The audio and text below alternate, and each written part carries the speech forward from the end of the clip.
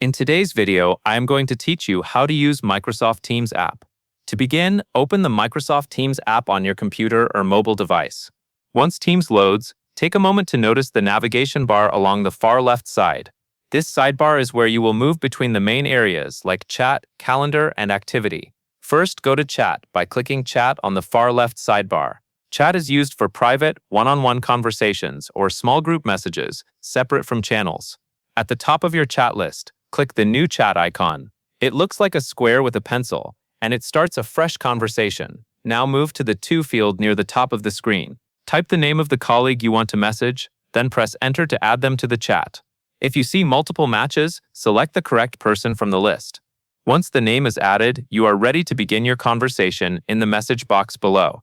A helpful tip is to confirm you are chatting with the right person before sending, especially if several people have similar names.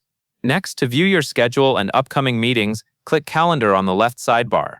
This opens your agenda and calendar view, so you can quickly see what is coming up. Find the meeting you want to attend, then click directly on the scheduled meeting block. This will open the meeting details where you can review information before joining. When it is time to enter the call, click the Join button in the top right corner. This takes you into the meeting. Joining from the calendar is one of the easiest ways to make sure you enter the correct meeting at the correct time. Finally, to catch up on what you may have missed, click the Activity bell at the top left. Activity shows your latest notifications, including mentions and replies. This is especially useful if you are part of multiple chats or teams and need to focus on messages that specifically require your attention. That covers everything you need to know.